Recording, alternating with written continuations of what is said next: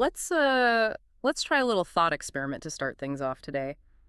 Imagine a near future world where 90% of all financial trading isn't executed by humans at all. Right, it's entirely run by autonomous AI agents. Yeah, and the wild part is this is not science fiction. This is based on real, actual experiments with sandbox platforms like OpenClaw. Exactly. And that is exactly what we're looking at today. Welcome to the deep dive. Our mission today is to figure out what actually happens to the economy, to the fundamental physics of the stock market when machines completely take the wheel.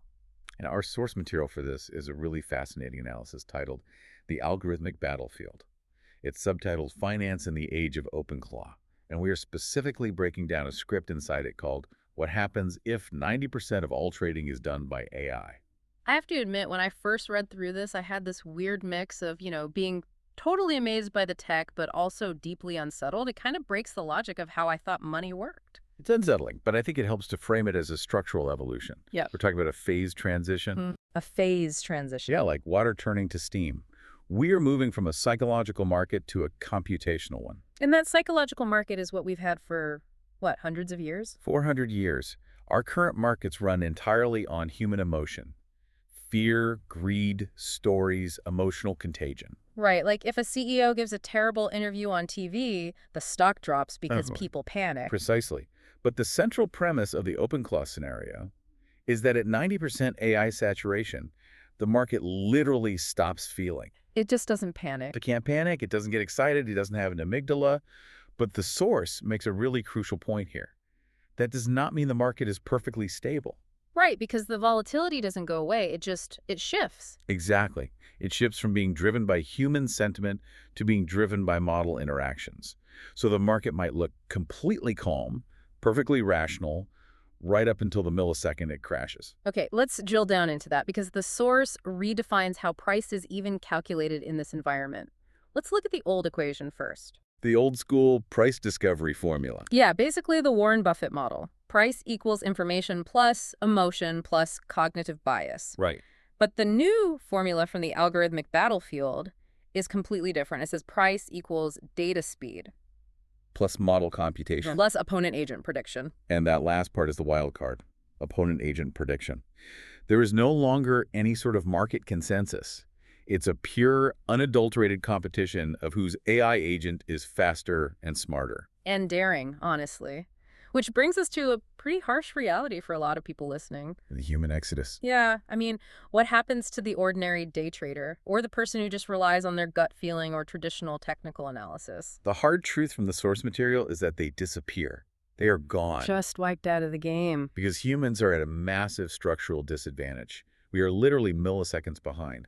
By the time your brain processes a price movement and you tell your finger to click a mouse, an AI has already analyzed it, traded it, and exited the position hundreds of times. Manual orders are totally obsolete. So the whole hierarchy changes. We go from a human-driven market to a new three-tiered system. Right. Tier 1 is the AI agents themselves.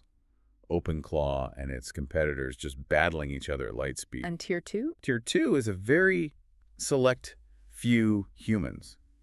The architects who actually design the strategies and build the AI. And then there's tier 3, which is basically everyone else. Passive participants, pension funds, retail investors, your retirement account. But the source emphasizes a really crucial distinction about tier 3. We are no longer players in the market. No, you are part of the environment. That phrase really stuck with me. We're just part of the environment. We're the grass on the field getting trampled while the robots play the game. Or worse, we're the liquidity. We are the raw material the agents harvest to make their trades work. That's incredibly bleak. But let's look at the actual trades these agents are making, because the logic shifts entirely. This is the black box problem. Right. In the old days, we could explain a trade. We could say, oh, the earnings report was good, so the stock went up. But machine logic doesn't care about the narrative of the earnings report. The source gives these great, terrifying examples of how AI actually reasons. Like Agent 17 predicts opponent will shift strategy in 0.3 seconds. Exactly. Or liquidity window closes in 0.3 seconds.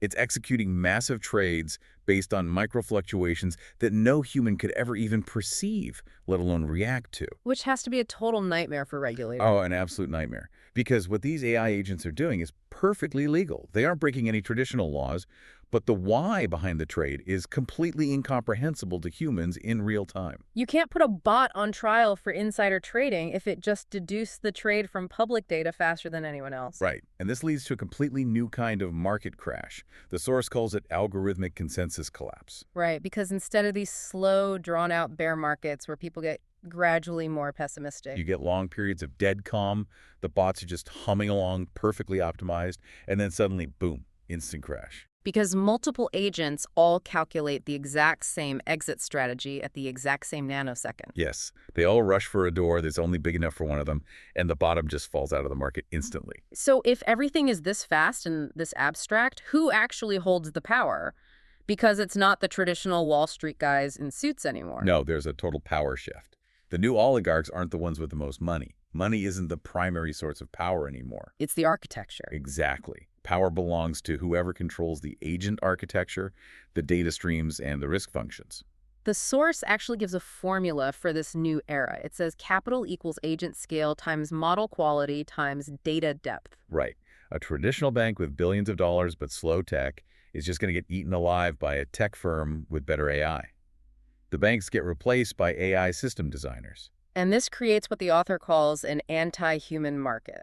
It is entirely anti-human. The market stops rewarding human effort. He doesn't care if you spent 6 months doing deep research on a company's fundamentals. It doesn't care about your long-term judgment. Not at all. Yeah. It only rewards model advantages and architecture. It rewards whoever has the better code. So how does the law even deal with this? You mentioned regulators earlier, but how do they catch up? They almost can't. The source suggests they might have to try extreme measures. Things like force speed limits on trading. Like putting speed bumps on the stock exchange? Basically, yeah. Yeah. Or randomized trading windows, or even mandatory human oversight points. Okay. But it shifts the whole legal landscape. It stops being about what is legal versus illegal and becomes a system of what is allowed versus not allowed by the system constraints. Okay, so if we can't actively trade, if manual trading is dead and we are basically structurally locked out of the arena, what do we do? What is our role? We have to make a last stand at the meta level. The meta level? Yeah, if we can't play the game, we have to be the ones who define the rules of the game. Right. Setting Right. the objectives. Exactly.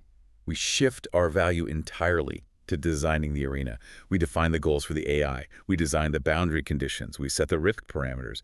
We stop pressing the buy button, and we start writing the constitution for how these machines are allowed to interact. So to sum this all up, what we are really witnessing is the stock market transforming from a study of human psychology and sociology into a literal battlefield of machines. That is exactly it. Which leaves us with a really provocative final thought to consider. If you're listening to this, think about this.